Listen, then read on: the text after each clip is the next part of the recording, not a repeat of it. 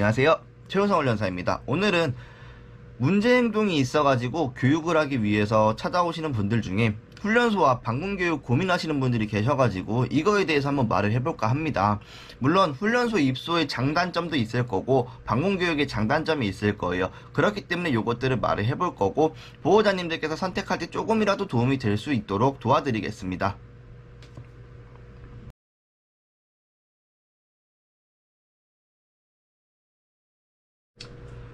우선은 훈련소 입소에 대해서 제가 말을 해볼 거예요. 그래서 이 훈련소 입소에 대해서 말을 하기 전에 우선 짧게 영상 몇 가지만 보고 오겠습니다.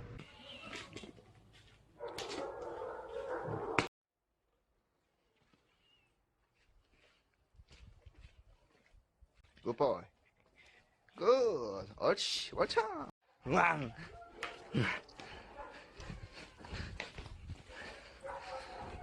굿보이.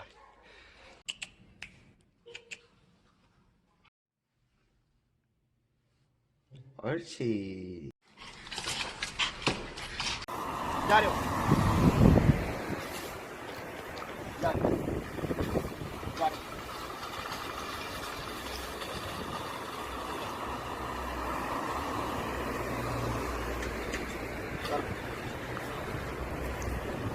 영상을 보셨듯이 보호자님들께서 아셔야 되는 건 뭐냐면 훈련소 입소의 장점이라고 하면 훈련사들이 교육한다는 자체가 장점이 될 수는 있어요.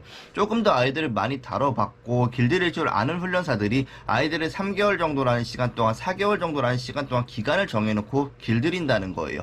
그 과정 속에서 처음에 보여드린 보상 만들어주기 작업, 터그놀이 같은 것도 아이가 하고 싶게 만들어주는 작업, 그리고 기본적인 복종교육, 이런 것들을 계속 꾸준히 함으로써 기본기를 잡아내고 훈련사와의 관계를 정립하고 이게 맞다 이게 틀리다 이렇게 하면 되는구나 라는 걸 아이들이 하나하나 배워나갈 수 있는 기회가 생긴다는 겁니다.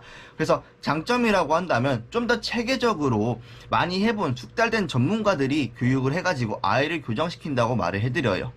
그러면 어떻게 보면 훈련소가 굉장히 좋다고 생각을 할 수도 있을 건데 보호자님들이 검색을 해보면은 훈련소 갔다 왔더니 그대로예요. 잠깐만 바뀌었습니다. 그런 말들을 굉장히 많이 들으실 수가 있어요. 이거는 저도 많이 느끼는 거기는 해요. 그게 왜 그러냐면 아이들이 왔을 때 훈련사와의 관계는 정립된다는 겁니다. 마음대로 하지 못하고 그리고 무언가 보상에 따른 즐거움을 얻게 되고 이 사람과는 이렇게 지내니까 되게 편하고 되게 즐거워라는 걸 아이가 배웠어요. 그러니까 훈련사 앞에서 잘한다는 거예요.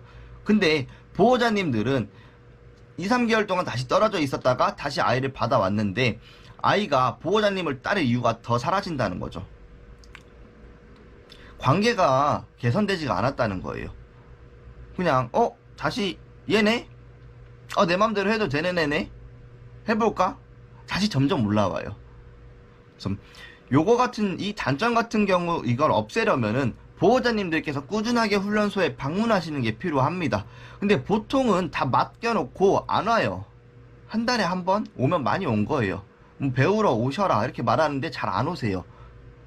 그러니까 아이들과의 관계가 개선될 수가 없고 그 기간 동안 다시 집에 오면 원래대로라는 겁니다. 그래서 훈련소 입소 생각이 있으신 분들은 꼭 요걸 체크해 주시고 꾸준하게 보호자님들께서 오라고 해야 되는 그런 훈련소 쪽을 좀 생각해 보셔야 되고 가서 그냥 앉아있다가만 오는 게 아니라 무언가 교육 같은 걸 할 수 있는 그런 거를 알려주는 곳에 찾아가시는 게 맞다고 말을 해드립니다.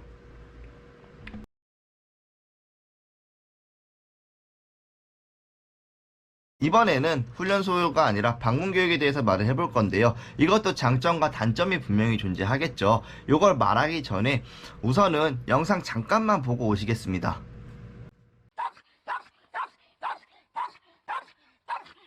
이뻐해 주실게요. 앞으로 너무 나가면 그때는 살짝 또 통제해 주실 거고 그렇죠. 조금 한량하게 좀 유지해 보실게요. 네. 힘준 것보단 낫지 않아요 이게? 더 나을 수밖에 없어요 사실.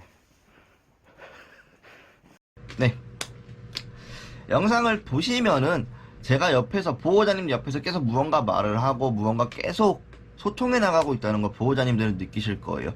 그리고 막상 제가 아이를 다루는 게 아니라 보호자님이 다룰 수 있도록 계속 기회를 드린다는 걸 아실 건데 방문교육의 장점이라 한다면 보호자님께서 직접 교육 방법을 배우고 하나하나 바꿔나갈 수 있는 기회가 열린다고 저는 말을 해드려요. 그러니까 누군가한테 맡기는 게 아니라 내가 전문가가 된다는 겁니다. 그래서 내가 전문가가 될 수 있는 길이 열린다는 거고, 단점이라고 한다면은 이미 아이와의 서열 관계가 조금 잘못 잡혀 있었기 때문에 요거를 보호자님이 직접 틀어나가기엔 조금 어려울 수도 있다고 말합니다.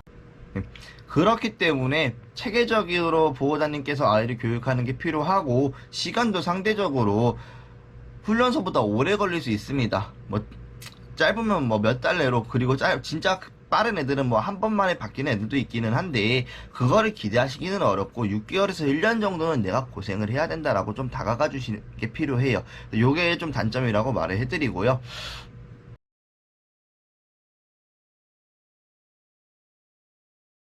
내가 입소를 하는 게 맞을지 아니면은 방문 교육을 하는 게 맞을지, 이거는 첫 번째, 나에게 여유 시간이 얼마나 있느냐입니다. 상대적으로 시간적 여유가 없으신 분들은 아이를 교육할 수 있는 기회가 없어요. 집에 와도 쉬는 게 좋고 이러면 아이를 교육하기가 싫어진다는 겁니다. 그러면은 방법을 알더라도 교육을 제대로 하기는 어렵다는 거죠. 저 같은 경우도 얼마 전에 데려왔었던 란이 있잖아요. 그 아이 데려왔을 때 너무 바빴어요. 얘를 교육해야 되고 새로운 걸 경험시켜줘야 되고, 아는 분들은 아실 테지만 계속 새로운 환경에 갔습니다. 하루에 교육 하나만 하고 그 다음에 타지를 가는 거예요. 호수공원이든 뭐 애견 놀이터든 요런 데 가는 거예요. 그렇게 해서 매일같이 아이를 케어해 줬습니다. 근데 요렇게까지는 아니더라도 하루 10분, 15분, 그리고 습관적인 부분에 대해서 아이들을 교육할 수 있는 시간이 있어야 되는 겁니다. 이게 없다면 차라리 훈련소 넣어가지고 아이가 조금 행동이 눌리도록 도움을 주시는 게 맞고, 그 기간 동안 짧게 방법을 배우셔가지고 아이가 집에 왔을 때 그걸 그대로 이어주는 그런 과정이 필요하다고 말해드려요. 그리고 두 번째로, 아이의 행동이 얼마나 심한가입니다. 짖음 문제가 너무 심하고 공격성이 너무 심한 경우 보호자님께서 감당할 수 있을까요? 감당 못하세요, 보통은. 왜냐면 이미 보호자의 관계가 망가질 대로 망가져서 나보다 주인이 아닐 뿐더러 친구도 아니고 그냥 노비, 그런 관계가 돼 있을 가능성도 높을 수 없습니다. 그러다 보니까 보호자님이 감당이 아예 안 되고 통제란 것도 일절되지도 않아요. 그러면 길들이는 작업부터만 엄청 오래 걸리는데, 이런 경우 보호자님들이 너무 힘들어 하세요.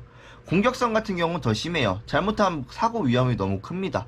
그래서 그런 경우에는 우선 훈련소에 먼저 넣고 아이의 행동을 눌러주는 게 맞다고 말해드려요. 이런 경우가 아니면은 방문 교육을 통해서 한번 도전해 보시는 것도 하나의 방법이라고 말을 해드리고요. 보호자님들께서 아이의 교육 방법을 선택하는 데 있어서 조금이라도 도움이 됐으면 좋겠습니다. 그래서 영상이 도움이 됐다고 생각이 되시면은 구독과 좋아요 한 번만 부탁드리고요.